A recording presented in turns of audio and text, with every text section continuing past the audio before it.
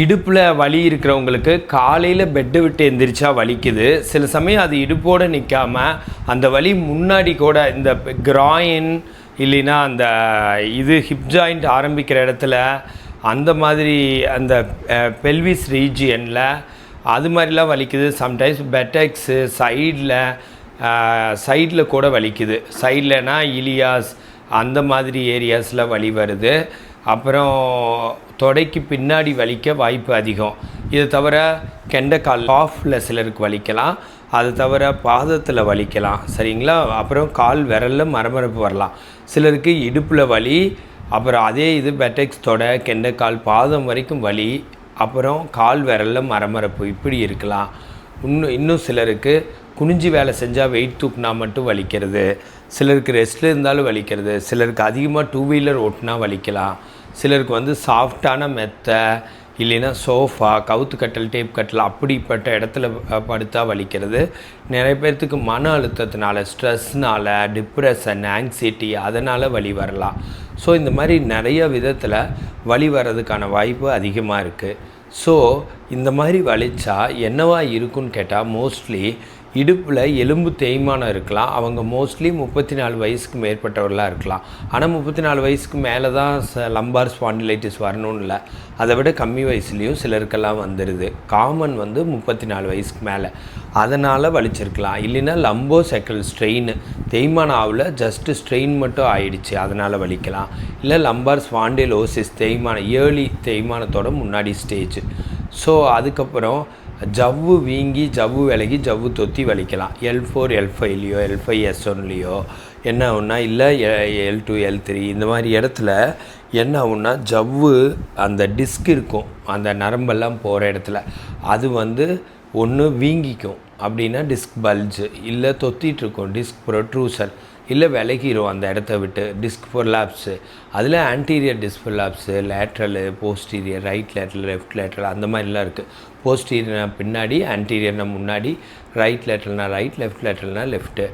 இதனால் என்ன ஆகுதுன்னா, அதில் அந்த நரம்பு அமுத்தி அது அந்த மாதிரி டிஸ்க் ப்ரொட்ரூஷன் இதனால் எல்லாம் அது வழியாக போகிற நரம்பு அமுத்திடலாம். என்ன நரம்பு அங்கே போகுதுன்னா, சயாட்டிங்கிற நரம்பு இடுப்பில் ஆரம்பித்து பெட்டெக்ஸ் தொடை வழியாக அப்புறம் முழங்காலில் வெளி சைடில் ரெண்டாக பிரியுது. Anterior tibial nerve, lateral peroneal nerve அப்படியே கீழே வரைக்கும் பாஸ் ஆகி பாதத்தில் 5ஆக பிரியுது. அது பிளான்டார் நர்வ்ஸ். இப்படி அமுத்தி அந்த இடத்துல பிளட் சர்க்குலேஷனை கம்மி பண்ணுறப்போ கால் விரலில் மரமரப்பு, பாதத்தில் வலி, காலில் வலி இந்த மாதிரிலாம் வருதுன்னு வச்சுக்கோங்களேன். இப்படி இருந்தால் ரொம்ப தூரம் நடந்தால் வலிக்கிறது, கொஞ்சம் உட்காந்து எந்திரிச்சாலோ குனிஞ்சு வேலை செஞ்சாலோ வெயிட் தூக்குனாலோ வலிக்கிறது, இந்த மாதிரியெல்லாம் நடக்குதுன்னு வச்சுக்கோங்களேன். ஸோ இந்த மாதிரிலாம் இருந்தால் என்ன பண்ணலான்னா, எக்ஸசைஸ் பண்ணால் நல்லாவும், டூஸ் அண்ட் டோன்ட்ஸ் கரெக்டாக ஃபாலோ பண்ணணும். டூஸ் அண்ட் டோன்ட்ஸ் என்னன்னு கேட்டால், மல்லாந்து எந்திரிக்கிறப்போ சைடில் திரும்பி கையூனி எந்திரிக்கணும். டைரெக்டாக நேராக எந்திரிக்கக்கூடாது. அதை நான் செஞ்சு காட்டுறேன். அது தவிர ஃப்ளாட்டான பெட்டில் படுக்கணும். ஒன்று ஆர்த்தோபெடிக் மேட்ரஸாக இருக்கணும், ஃபியூமான பெட்டாக இருக்கணும், ஒரு கெட்டியாக இருக்கிற பெட்டாக இருக்கணும். இல்லை தரையில் பாய் போட்டு இரும்பு கட்டலில் சும்மா, மரக்கட்டலில் சும்மா அப்படியெல்லாம் படுக்கலாம். அது தவிர குனிஞ்சு வேலை செய்து வெயிட் தூக்கத்தெல்லாம் அவாய்ட் பண்ணணும். டூ வீலர் அதிகமாக ட்ரைவ் பண்ணக்கூடாது. ஷாக் அப்சார்பர் ரொம்ப நல்லா இருக்கான்னு பார்த்துக்கணும். எலக்ட்ரிக் டூ வீலர்ஸோட ஷாக் அப்சார்பர் ரொம்ப நல்லா இருக்குது. ஸோ அது மாதிரி யூஸ் பண்ணிக்கலாம். இல்லை 4 வீலர் யூஸ் பண்ணலான்னு வச்சுக்கோங்களேன். ஸோ போஸ்டர் ஸ்ட்ரைட்டாக எப்போவும் மெயின்டைன் பண்ணணும். இப்போ இதுக்குன்னு இருக்கிற எக்ஸசைஸ் நான் 1-2 எக்ஸசைஸ் சொல்லித்தரேங்க. இப்படி படுக்கிறப்போ சைடில் திரும்பி கையூனி படுக்கணும், அது முக்கியம்.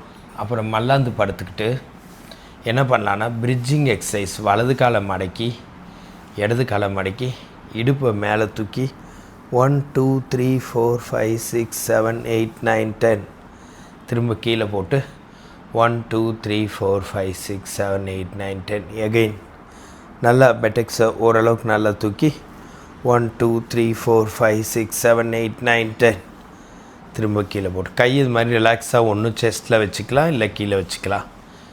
ரிலாக்ஸாக செய்யணும். 2 காலும் 2 ஷோல்டர் அளவுக்கு அகலத்தில் இருக்கணும். 1 2 3 1 2 3 4 5 6 7 8 9 10 1 2 3 4 5 6 7 8 9 10 3 தடவை செஞ்சு காட்டியிருக்கேன். இந்த மாதிரி நீங்கள் 7 தடவை செய்யலாம். 7 தடவை செஞ்சால் ஒரு செட்டு, அந்த மாதிரி 3 செட்டு 3 7 21 தடவை செய்யலான்னு வச்சுக்கோங்களேன். இப்போ திரும்ப சைடில் திரும்பி கையூனி எந்திரிச்சிக்கணும். எந்திரிச்சு உட்காந்துட்டு இப்போ டூஸ் அண்ட் டோன்ட்ஸ் சிலது தெரிஞ்சுக்கலாம். ரொம்ப வேகமாக வேலை செய்கிறத அவாய்ட் பண்ணணும். கம்ப்யூட்டர் ப்ரொஃபஷனாக இருந்தால் நீங்கள் வந்து ஸ்ட்ரெயிட் போஸ்டர் மெயின்டைன் பண்ணணும்னு வச்சுக்கோங்களேன். லேப்டாப்போ கம்ப்யூட்டரோ உங்களுக்கு நேராக வச்சுருக்கணும். இதெல்லாம் ரொம்ப முக்கியம். அண்டு ரெஸ்ட் கொடுக்கணும். இந்த மாதிரி பெயின் இருந்தால் இந்த மாதிரி ஹெல்த் டிப்ஸ் வேணால் என்ன ஃபாலோ பண்ணுங்கள். ஃபிசியோதெரப்பி கன்சல்டேஷன் வேணால் கால் பண்ணுங்கள். ஃபிசியோதெரபிஸ்ட் நல்ல ஆப்பர்ச்சுனிட்டிஸ் வேணால் கால் பண்ணுங்கள். This is Prakash, physiotherapist.